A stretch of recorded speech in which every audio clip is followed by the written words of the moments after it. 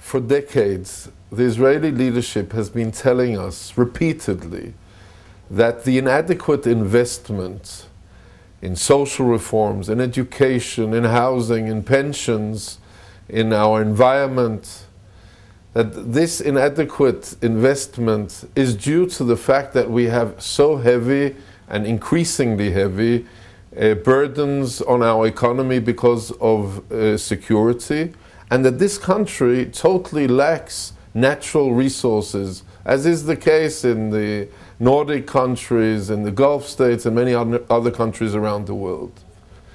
Now we have a historic opportunity.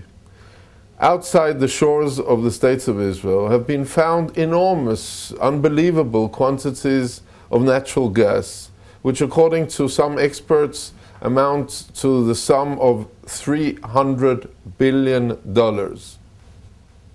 This presents a unique historic opportunity for the State of Israel.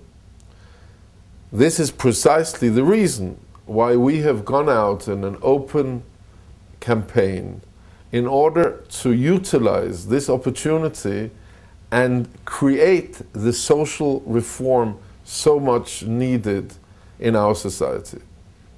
We are fighting for a just and equitable and a fair division of these immense profits which stem from the natural resources found.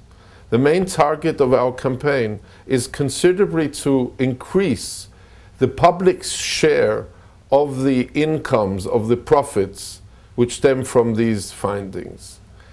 This is our only chance in this country to have a sweeping reform in health, in education, to protect our environment, to deal rightly, justly with our elders.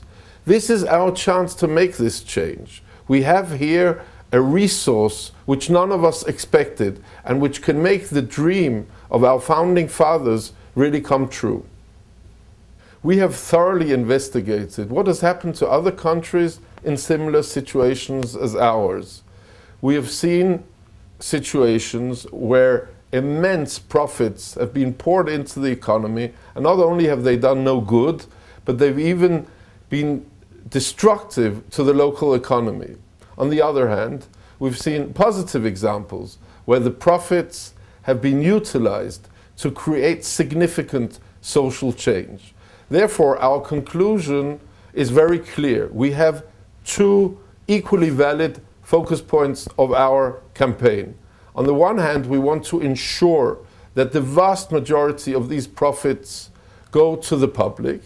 On the other hand, we want the profits to go into a sovereign national fund led by the Bank of Israel, where the fruits of this fund should be utilized in order to create social change, in order to make this historic breakthrough which we have waited for in all the important areas of our social life, in health, in education, in protection of our environment, in the guarantees for our elderly. Unfortunately, maybe understandably, the oil and gas companies have taken a totally opposite approach, claiming that the vast majority of the profits should end in their pockets. It's a known fact all over the world, and has happened here in this country several times in the past, that these companies have been able, through very competent public relation firms and lawyers, to bend the will of governments and parliaments in order to serve their interest only and not to take any consideration the interest of the general public and its good.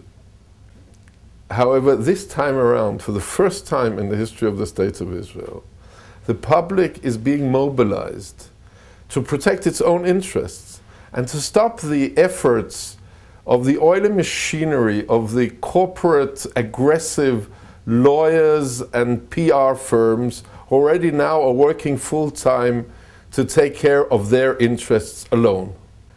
Recent threats made by these people, some of which are outright absurd and truly deceptive, will not deter us and our growing campaign. Our campaign is based on very solid legal and moral foundations. Our efforts are aimed at the well-being of all Israeli citizens. At the same time, it must be clear that the companies who have taken risks and who have invested in the discoveries of this gas should have their fair share of the profits, just as it is done in most Western free market democracies. But this should be a fair share, which means that the society, that the state has a majority of the income, of the profits, and the companies have their fair minority of these incomes. This very significant public campaign must in no way be perceived as a threat to the close relationship between Israel and the United States. Any effort to do so is cynical, is misguided, since it does not pertain to the legitimate conflict between public and private interests here in our country. If such baseless claims are made again, they will be addressed swiftly and forcefully.